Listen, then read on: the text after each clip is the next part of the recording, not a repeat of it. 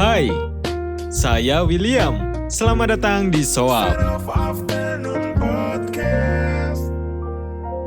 Hai semuanya, ada satu hal yang membedakan hikmat Allah dari segala bentuk hikmat yang lain, yaitu Allah tidak pelit untuk membagikannya. Coba bayangkan, Tuhan, Sang Pencipta segala sesuatu, Sang Pemegang seluruh rahasia alam semesta ini, Dia bersedia membagikan hikmatnya kepada dirimu. Dan kita semua tahu, kita membutuhkannya, apalagi di dunia yang begitu rumit. Hidup ini penuh pertanyaan. Setiap hari kita dihadapkan pada pilihan-pilihan besar maupun pilihan yang kecil, dan kita tahu tidak cukup hanya dengan pengetahuan, tetapi yang kita butuhkan adalah hikmat. Tapi coba mari kita perjelas tentang hikmat ini ya. Punya hikmat Allah bukan berarti tahu semua alasan di balik penderitaan. Bukan berarti kita tahu rencana Tuhan secara utuh, bukan. Tetapi punya hikmat Allah berarti kita tahu apa yang benar untuk dilakukan di tengah kebingungan, di tengah badai, di tengah pilihan yang membingungkan, yang akan membawa kemuliaan terbesar bagi Tuhan. Dan Alkitab penuh dengan ajakan untuk mencarinya. Salomo mengatakan, hikmat adalah yang tertinggi, karena itu perolehlah hikmat itu. Dan Rasul Paulus juga menuliskan di dalam kitab Efesus, dia mengatakan jangan hidup seperti orang bebal, tapi seperti orang arif.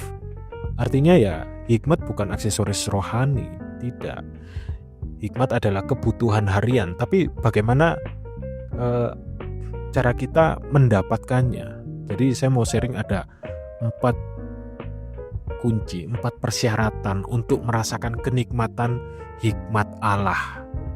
Nah, yang pertama adalah mengakui bahwa kita membutuhkannya.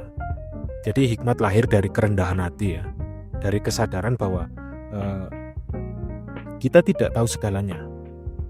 Karena orang yang merasa dirinya selalu benar, ya tidak akan bisa diajar. Tapi mereka yang merendah hati, yang punya hati yang mau diajar, di sanalah hikmat berakar. Dan Salomo menulis, di dalam orang yang rendah hati ada hikmat, dan itu dimulai dari pengakuan sederhana, yaitu Tuhan, aku butuh Engkau untuk mengajar aku hari ini. Nah, poin yang kedua adalah takut akan Tuhan.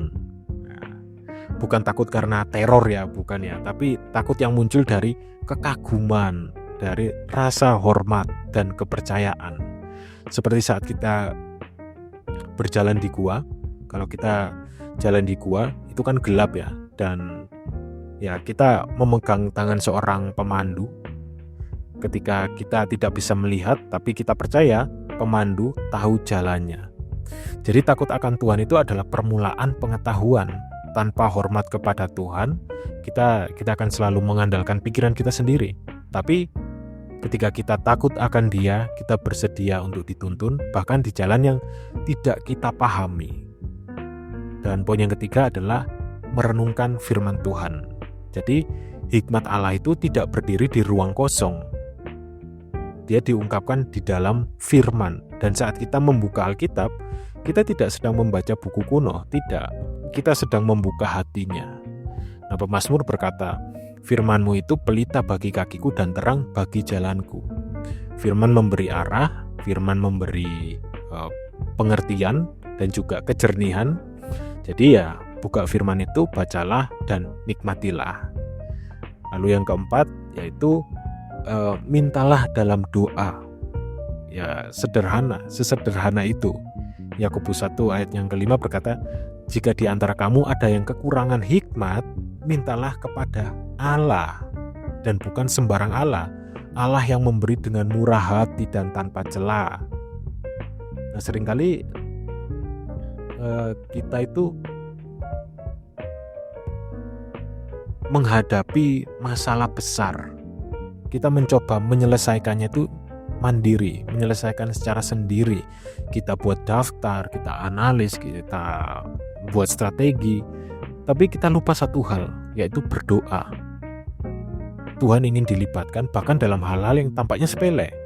Jadi hikmat saat menyusun anggaran bulanan, hikmat saat menenangkan anak yang rewel, hikmat saat menentukan apa yang harus dikatakan dalam sebuah percakapan yang sulit, bahkan hikmat untuk memutuskan hari ini mau kemana, mau makan apa, ya kan?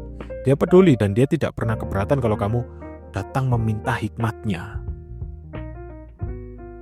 Jadi Tuhan tidak hanya bijaksana, Dia murah hati, Dia ingin kamu hidup dengan arah, hidup dengan kejelasan, hidup dengan keyakinan, bukan karena kamu tahu segalanya, tapi karena kamu berjalan bersama pribadi yang tahu segalanya.